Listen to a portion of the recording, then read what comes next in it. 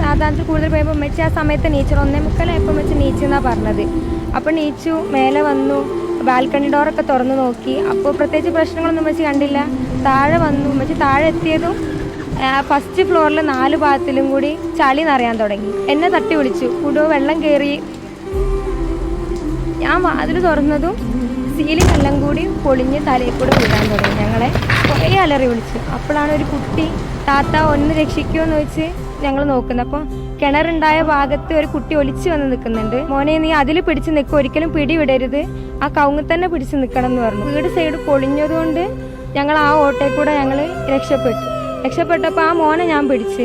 അപ്പോത്തിന് വേറൊരു കുട്ടി, ശരിക്കും മൂത്താപ്പാൻ്റെ പേരക്കുട്ടിയാണ്, അവൻ ഒലിച്ച് വന്നിട്ടുണ്ടായിരുന്നു. അവനെ ഉമ്മച്ചിയും പിടിച്ചു. ഒന്ന് രക്ഷിക്കുന്ന പറഞ്ഞാൽ കുറേ കരഞ്ഞു. മരണം മുന്നേ കണ്ടിട്ട് പിന്നൊരു ജീവിതമായിരുന്നു.